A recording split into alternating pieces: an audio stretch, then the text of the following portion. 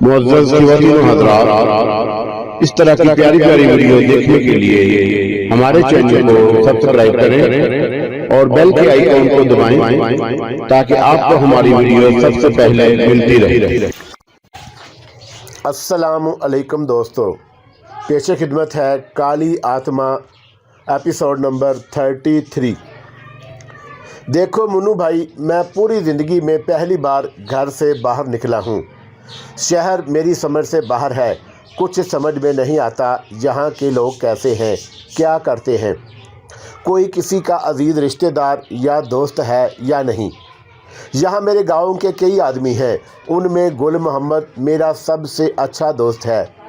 बहरहाल यहाँ आकर तो ये अंदाज़ा होता है कि गुल मोहम्मद की तलाश नामुमकिन है। इन हालात में मुझे किसी की ज़रूरत है। तुमने गलतफहमी की वजह से मेरे साथ जो सलूक किया, मुझे उसकी शिकायत नहीं, लेकिन अगर तुम मेरी मदद करोगे तो सारी ज़िंदगी तुम्हारा एहसान नहीं भूलूंगा। मुन्नू भाई ने मुझे गौर से देखते हुए गर्दन हिलाई, फिर बोला, लेकिन मेरी जान, शहर में रहना आसान नहीं।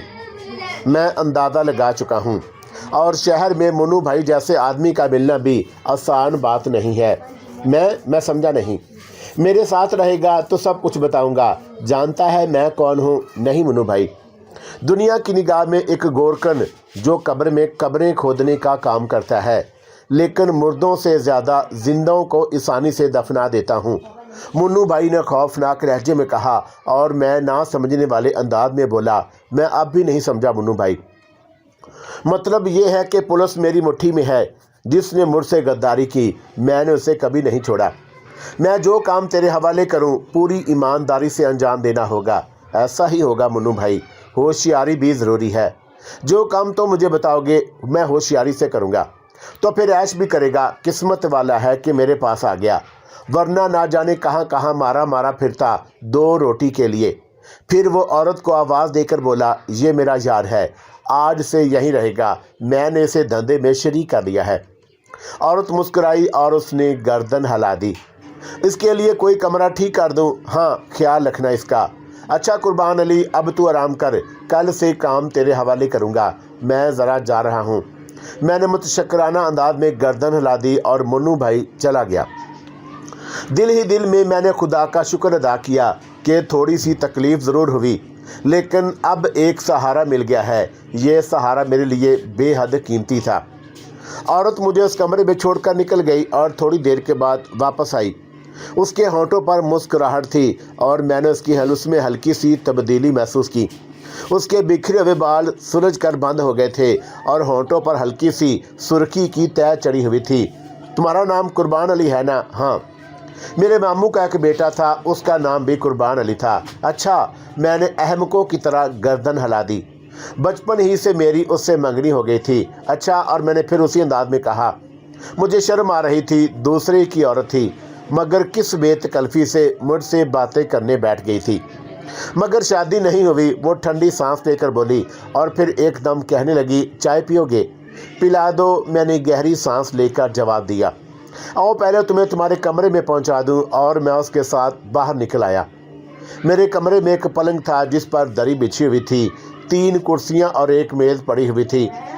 गुस्लखाना उस तरफ है। उसने बाहर इशारा किया, ठीक है, मैं चाय बनाकर लाती हूँ। फिर वो बाहर निकल गई और मेरे दिल में एक अजीब सा एहसास हुआ। वो किस बेतकल्फ़ी से मुझसे बातें कर रही थी, ज़रा भी झिझक नहीं थी। गुल मोहम्मद के सुनाए हुए बहुत से किस्से मुझे याद आ गए। शहर की रुमान परवर फ़िज़ाओं की बहुत सी कहानियाँ गुल मोहम्मद ने मुझे सुनाई थीं, लेकिन दूसरे लम्हे मैं काम कर रह गया। ये मुन्नू भाई की औरत है, और मुन्नू भाई सूरत ही से खौफनाक मालूम होता है। उसकी तरफ तो पूरी नज़र भी नहीं डालनी चाहिए।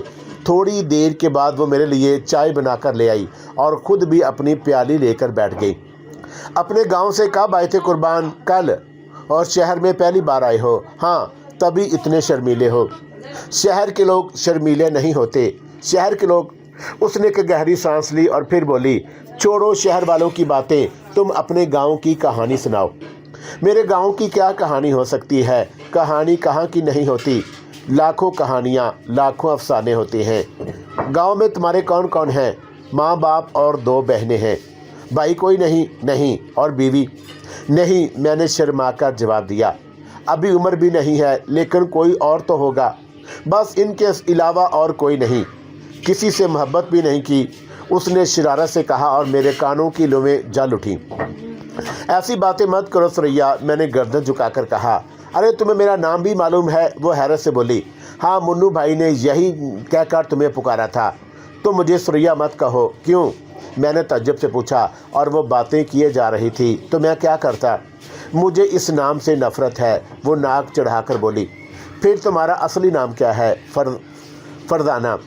मैं तुम्हें भाभी कहूँगा, मैंने कहा। क्यों? इसलिए कि तुम मुन्नू भाई की बीवी हो, मैंने मुस्कुराते हुए जवाब दिया। बीवी? उसने तंज़िया अंदाज में कहा। ऐसी कोई बात नहीं है। क्या मतलब? मैं उछल पड़ा। तुम अगर कोई पुलिस इंस्पेक्टर बन जाओ या आबकारी के इंस्पेक्टर बन जाओ या कोई बड़े आदमी बन जाओ, ऐसे कि मुन्नू भाई को तुमसे कोई काम आन पड़े, तो मैं तुम्हारी बीवी भी बन जाऊंगी, उसने कहा। और मेरा हाल बुरा हो गया। मैं चाय पीना भूल गया, हालांकि अकल इजाज़त नहीं दे रही थी कि उससे ऐसी बातें करूं, लेकिन तजस्सुस अकल पर हावी हो गया था। क्या मतलब? मैंने उसी तरह हैरत से पूछा। मतलब आहिस्ता आहिस्ता समझ में आ जाएगा। तुम मुन्नू भाई की बीवी नहीं हो। मैं किसी की बीवी नहीं हूँ, सब की औरत हूँ। अभी अपनी समझ में कुछ नहीं आया। गांव के लोग सीधे साधे होते हैं। अभी तुम्हें शहर की हवा नहीं लगी। मेरी तुमसे कोई दुश्मनी नहीं है। नहीं तो? मैंने बेवकूफ़ों की तरह गर्दन हिला दी। ये औरत मुझे अजीब लग रही थी और उसकी बातें भी आसानी से समझ आने वाली नहीं थी। अगर ये बात है तो वादा करो कि जो बातें मेरे और तुम्हारे दरमियान हो रही हैं मुन्नू भाई को नहीं मालूम होंगी। मुन्नू भाई को कैसे मालूम हो सकती हैं? मैंने तज्जुब से पूछा। तुम तो नहीं बताओगे? अरे नहीं, मैं ऐसा आदमी नहीं हूँ। वादा करते हो? हाँ, वादा करता हूँ। मुझे इत्मीनान है कि अगर तुम 1 साल भी शहर में रह जाते तो उसके बाद तुम पर एतबार ना करती। एक बात बताओगी तुम, शहर कैसी जगह है? मैंने सवाल किया। क्या मतलब? देखो, दुनिया के बारे में मेरी मालूमात ज़्यादा नहीं है। शहर के बारे में थोड़ा बहुत इसलिए जानता हूँ कि मेरे गांव के कुछ लोग यहाँ आए हैं और यहाँ से अपने हालात बदल कर गए हैं। उनके कहने के मुताबिक तो शहर ना जाने क्या था। तुम्हारा क्या ख्याल है? सुरैया ने मुस्कुराते हुए पूछा। अभी क्या कह सकता हूँ, वैसे यहाँ के लोग ज़्यादा अच्छे नहीं हैं। जिस वक्त मैं यहाँ आया रात हो चुकी थी। बारिश से बचने के लिए मैंने एक ऐसी जगह अपना ली जो किसी के काम की नहीं थी, लेकिन पहले तो मुझे चोर समझा गया और फिर जब ये बात पता चल गई कि मैं चोर नहीं हूँ, तब भी मुझे बारिश में ही वहाँ से भगा दिया गया और उसके बाद यहाँ अपना ली। और मुन्नू भाई के आदमियों ने ना जाने क्यों मेरी बड़ी मुरम्मत की। हाँ, शहर में इंसान बहुत कम हैं और जो हैं वो भी गैर इंसानी ज़िंदगी गुजार रहे हैं क्योंकि वो मजबूर हैं। खैर छोड़ो, तुम क्या बता रही थी? तुमने पूछा था ना कि मेरा दिल भी चाहने लगा कि किसी को अपनी कहानी सुनाऊं। बहुत मुख्तसर है। शहर में आई, मेरी माँ और सीतीला बाप मेरे साथ था। हमारा भी एक गांव था और मेरा मंगेतर कुर्बान अली वहाँ रहता था, लेकिन सतीले बाप की बुराइयों ने हमसे सब कुछ छीन लिया। वो जवारी और शराबी था। मुझे और मेरी माँ को शहर ये कहकर लाया था कि यहाँ आकर वो मेहनत मजदूरी करेगा, मेरी शादी करेगा और हम लोगों को इंसानी ज़िंदगी देगा। लेकिन जो खुद इंसान ना हो। सुरैया की आवाज़ आंसुओं में डूब गई। और फिर क्या हुआ? उसने रहने के लिए एक खोली तलाश की और काम की तलाश में निकल गया। रात को दारू पीकर वहाँ आया और उसके बाद उसका यही मामूल बन गया। हम दोनों फाके करने लगे। तब एक शाम वो खुश वापस आया और उसने खुशखबरी सुनाई कि काम मिल गया और फिर काम रात को खुद हमारे घर आ गया। मेरे बाप ने मेरी माँ को काम के हवाले कर दिया और जब काम वापस आ गया तो मेरी माँ के नढाल बदन के पास 50 रुपये रखे हुए थे। तब हमारी दुकान खुल गई और 50 रुपये रोज़ की आमदन होने लगी। वो मेरी माँ की हर आवाज़ बंद कर देने पर कादर था। वो हर एहतजाज को गर्दन दबाने की कुव्वत रखता था। खोली की जगह एक मकान किराए पर ले लिया गया क्योंकि अब 50 रुपये रोज़ की आमदनी थी।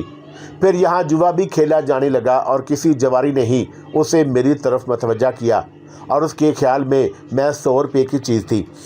लेकिन 50 रुपये के नोट ने उस ख्याल से सख्त बगावत की और मेरे सामने सीना सुपर हो गया। नशे में डूबे हुए बाप ने एक लंबे चाकू से 50 रुपए के नोट में लातादाद सुराख कर दिए और उसके नतीजे में गिरफ्तार हो गया।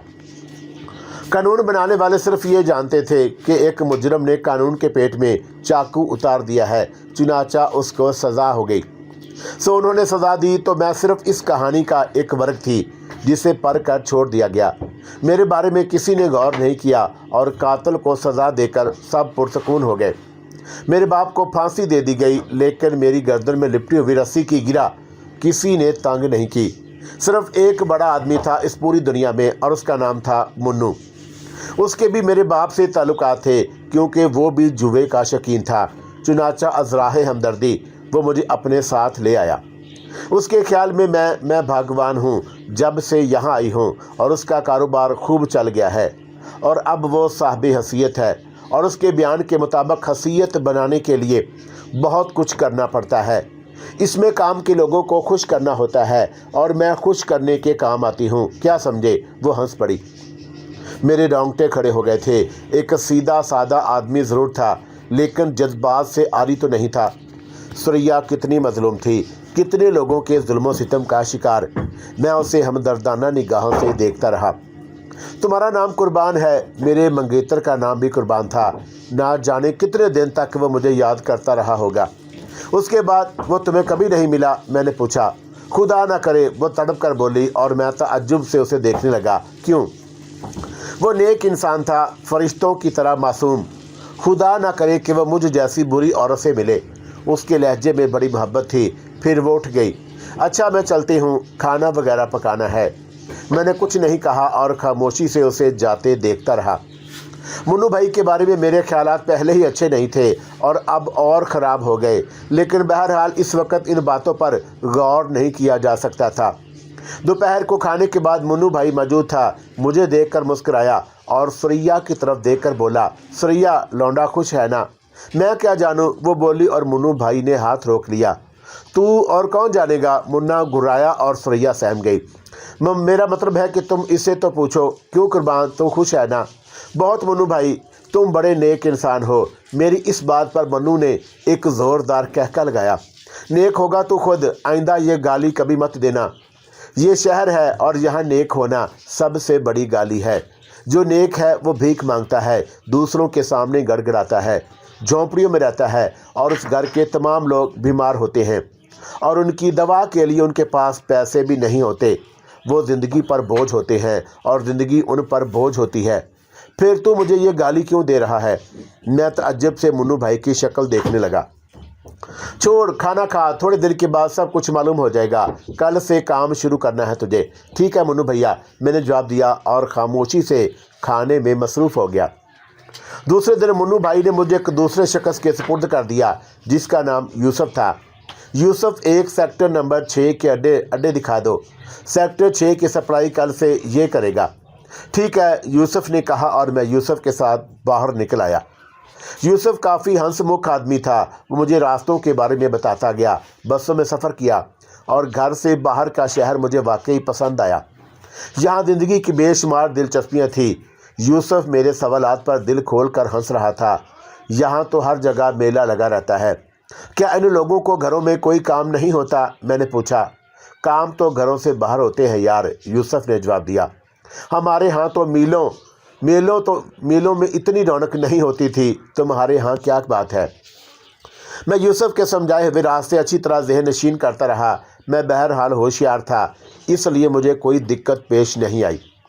बिल्डिंगों और हंगामों के इस शहर की रंगीनियाँ अब मेरी इल्म में आ रही थी और उनसे वाकिफ़ होने के बाद शहर मुझे बुरा नहीं लगा। दोपहर के खाने के वक्त तक हम वापस आ गए। क्यों पटोले, कैसा लगा शहर? अच्छा है मुन्नू भाई, अब तुमने काम सीख लिया है। भैया का रिश्ता ख़त्म, अब मुझे मुन्नू दादा कहा कर। मुन्नू दादा, मैं हंस पड़ा। फिर बोला, मगर तुम तो मेरे बाप से भी छोटे हो। क्या मतलब? दादा कहाँ से हो गए? अबे साले, दादा बदमाश को कहते हैं। मगर तुम तो बड़े नेक आदमी हो भैया, तुमने मेरी मदद की है, वरना मैं तो यहाँ तो बेसहारा था। मैंने कहा। अब फजूल की बहस किया जाएगा, बस जो कहा गया है वही ठीक है और इस ख्याल को दिल से निकाल दे कि मैं नेक आदमी हूँ। दूसरी बार तूने मुझे नेक कहा है, तीसरी बार तेरे मुंह से ये लफ्ज़ ना निकले। ठीक है मेरे बाप के बाप, मैंने गहरी सांस लेकर कहा। और मुन्नू भाई हंस पड़ा। रास्ते याद हो गए तुझे? हाँ, जो यूसुफ ने बताए वो तो याद हो गए। बस ठीक है, आराम कर, मुन्नू भाई ने कहा और वहाँ से चला गया। मैं भी अपने कमरे में आ गया। वैसे मैं खुश था कि मुझे यूँ लग रहा था कि जैसे मैं भी अब बड़ा आदमी बन जाऊँगा और न जाने मेरी आंखों में कितने ख्वाब लहराने लगे। मैं इन ख्वाबों में डूबा हुआ था कि सुरैया आ गई। मैं उठकर बैठ गया। थक गए हो कुर्बान अली? उसने प्यार भरे लहजे में पूछा। अरे थकने का क्या काम, और फिर चलना तो बिल्कुल नहीं पड़ा, जबकि अपनी बस्ती में मैं 20-20 कोस पैदल चल लेता था। पाँव दबा दूँ? सुरैया ने पैंती बैठते हुए कहा। ओ नहीं, मैं उछल पड़ा। फिर बोला, नहीं, मैंने पाँव कभी नहीं दबवाए। अब दबवा लो, उसने मोहब्बत भरे लहजे में कहा। क्यों? बस मेरा दिल चाह रहा है। ईमान से सुरैया, मुझे गुदगुदी होती है, तुम रहने दो, ऐसे ही बैठो। बस मुझे तुम्हारे नाम से मोहब्बत हो गई है। टूटी हुई यादों को ऐसे ही जोड़ने में लुत्फ़ आ जाता है। शायद तुम अपने मंगेतर की बात कर रही हो। हाँ, तुम दोबारा अपनी बस्ती में चली जाती सुरैया।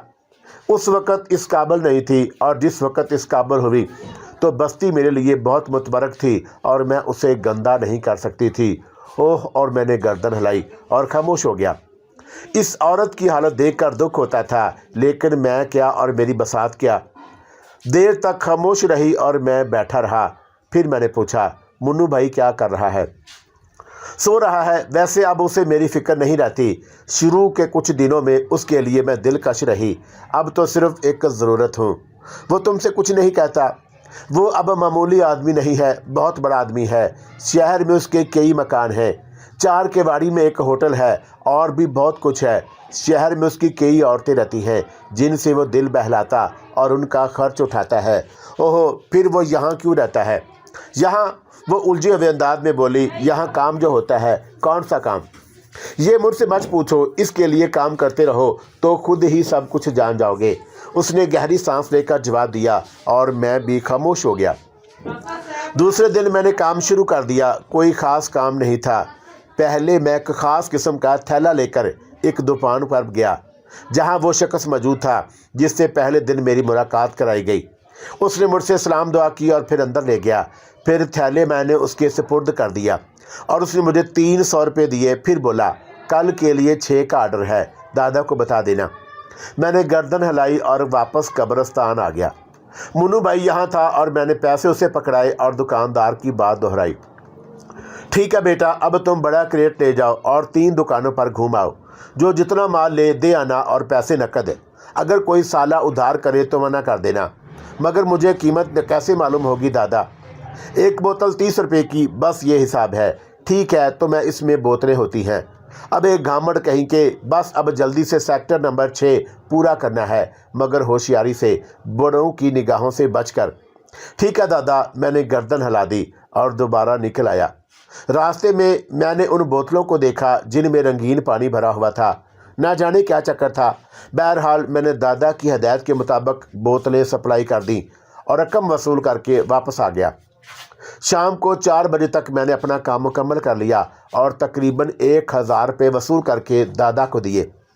आखिरी बार जब मैंने दादा को पैसे दिए तो वह मुस्कुराया और बोला, जानता है आज तूने क्या कमाया? उसने कहा और मैंने गर्दन हिला दी। हाँ, क्या? 1000 रुपये का माल बेचा है। हाँ, 1000 रुपये का माल बेचा है तूने। 3% तेरा, यानी 30 रुपये। जितना काम बढ़ाएगा उतने ही पैसे कमाएगा। क्या धंधा है? उसने 10-10 रुपये के 3 नोट मेरी तरफ बढ़ा दिए और मेरा दिल धक से हो गया। एक दिन की कमाई 30 रुपये, जबकि मेरे बाप की चौधरी साहब के यहाँ काम करने की तनख्वाह 1 महीने में 50 रुपये मिलती थी। मैंने लरजते हाथों से नोट ले लिए। मगर दादा, मैंने आहिस्ता से कहा, कम लग रहे हैं, दूसरों को 5% देता हूँ। मगर तूने आज काम शुरू किया है, बाद में बढ़ा दूंगा। ये बात नहीं दादा। फिर क्या बात है? ये पैसे रहने दो, मैं यहाँ रह रहा हूँ, खा रहा हूँ। इतने से काम के पैसे लेते हुए अच्छा नहीं लगता। बन रहा है साला नेक। अबे मैंने कहा कि यहाँ रहना है तो आदमी बन आदमी। नेक बनकर कुछ नहीं मिलेगा। खाना और रहायश मुफ्त है तेरी। देखता जा कि तुझे क्या से क्या बना देता हूँ। रख पैसे और ऐश कर। शहर बड़े ऐश की जगह है। मुन्नू भाई ने कहका लगाकर मेरे शाने पर हाथ मारा और मैंने ममनून निगाहों से उसे देखते हुए पैसे जेब में रख लिए। उस शख्स के बारे में मैं दोहरे ख्यालात में उलझ गया था। मेरे जिस तरह काम आया था उसकी वजह से मैं उसका ममनून था, लेकिन सुरैया ने जो कुछ सुनाया था उसके मुताबिक वह बेहद ख़राब आदमी था। बहरहाल दूसरे दिन मैंने नहायत तेज़ी के साथ काम शुरू कर दिया। आज मुन्नू भाई ने मुझे ये हदायतें भी नहीं दी थी और मैंने खुद काम किया था। मुन्नू भाई 11 बजे के करीब चला गया था। शाम को जब वो वापस आया तो मैंने 1600 रुपये उसके हाथ पर रख दिए और उसने 48 रुपये मुझे दे दिए और 2 ही दिन में मेरे पास 78 रुपये जमा हो गए थे। खाना वगैरह में 1 पैसा भी खर्च नहीं हुआ था, दूसरा कोई खर्च था नहीं। मैं पूरी लगन से काम करने लगा। अभी तक मैंने शहर का एक मखसूस इलाका देखा था। मुन्नू भाई के लिए बहुत से लोग काम करते थे, लेकिन मैं अभी सेक्टर नंबर 6 ही में था।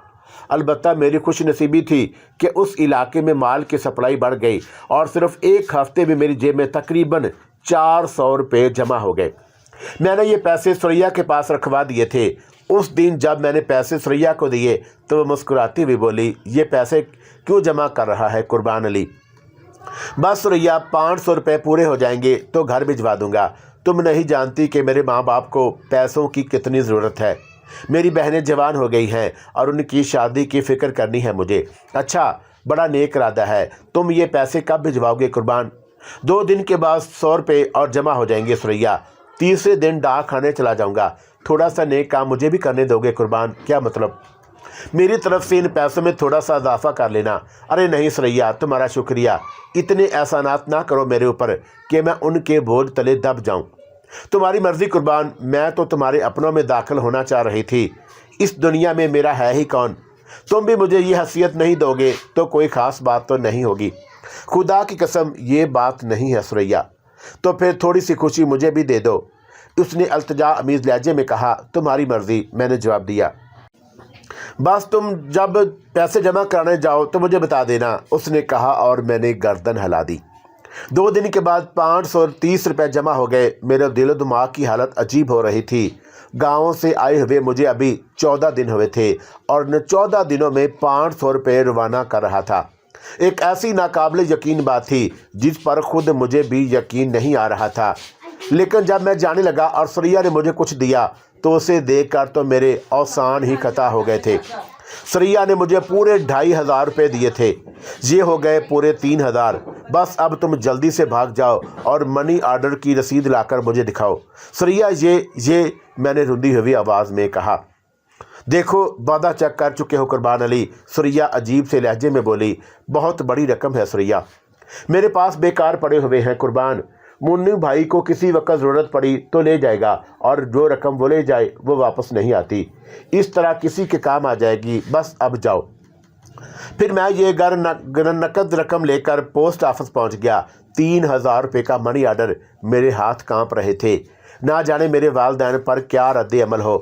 बहरहाल मैंने पैसे मनी ऑर्डर कराए और फिर बाहर बैठे हुए शख्स से एक ख़त भी लिखवाया। मैंने लिखवाया था, प्यारे अब्बा जी, अस्सलाम वालेकुम।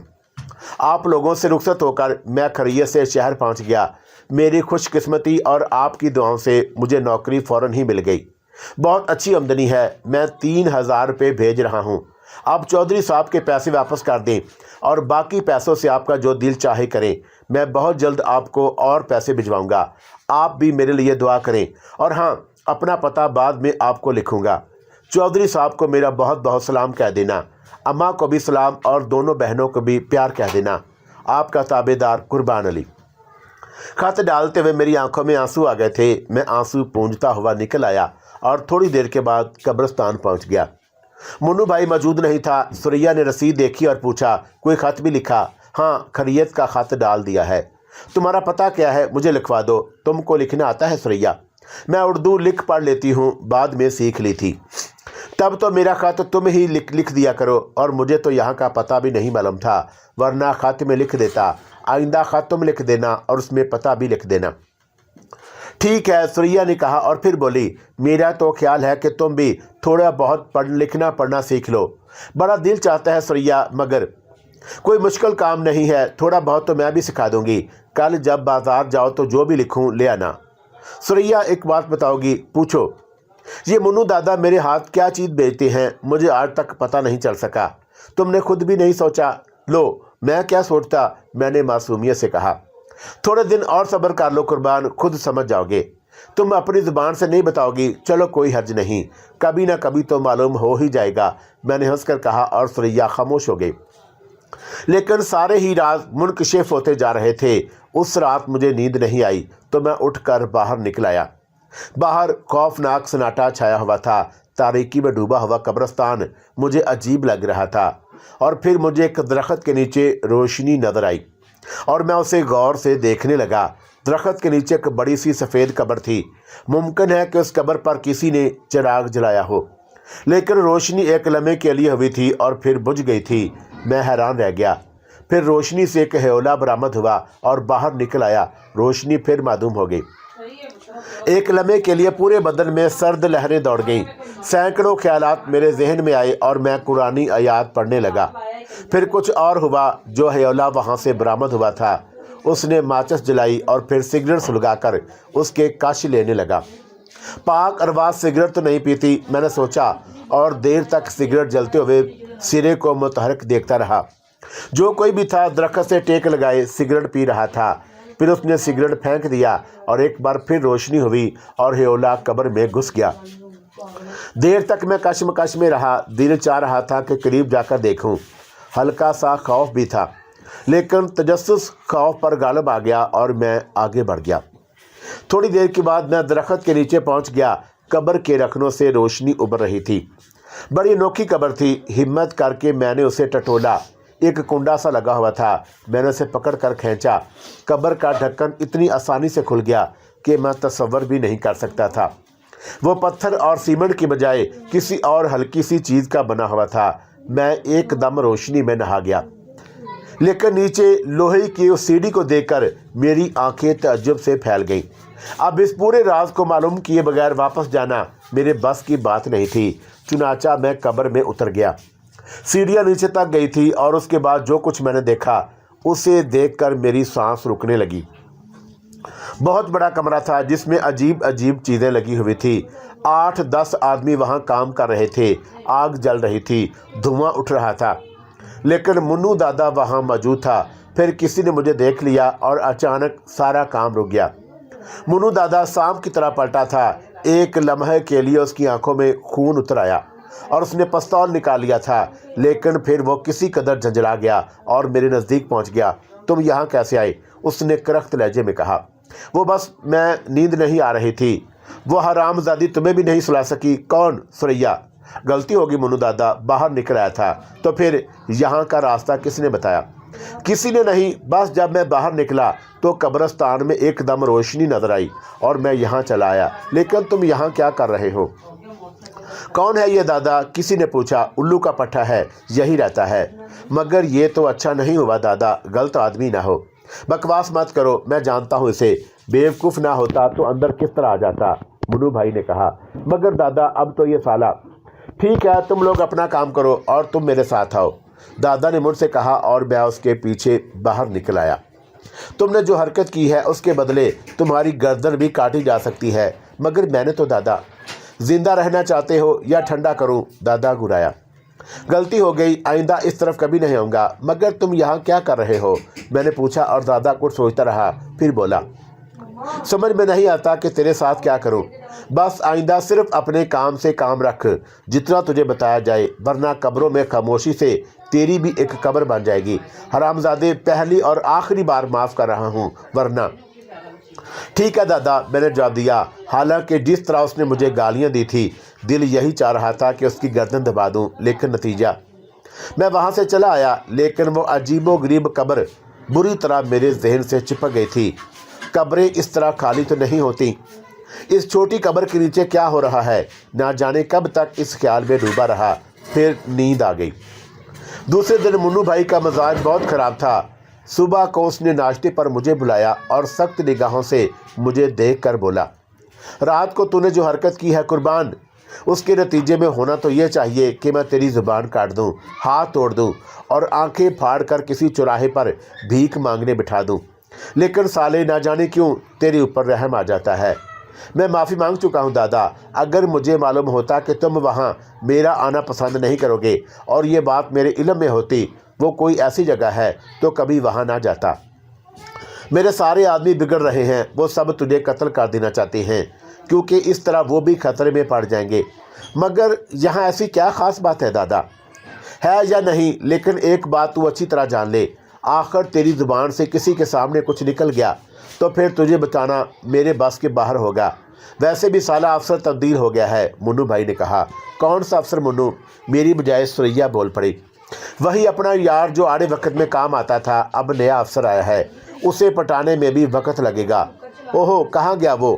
ثریا نے پوچھا۔ پتہ نہیں کہاں گیا، اب میں کیا ڈیوٹی انچارج لگا ہوا ہوں، منو بھائی پھاڑ کھانے والے انداز میں بولا۔ ثریا خاموش ہو گئی تھی۔ تو نے سن لیا کان کھول کر؟ منو بھائی پھر مجھ سے بولا۔ اب کتنی بار کہوں دادا، مان بھی جاؤ، میں تمہیں کبھی کوئی نقصان نہیں پہنچا سکتا، میں نے بھی کسی قدر منہ بنا کر کہا، اور دادا خاموش ہو گیا۔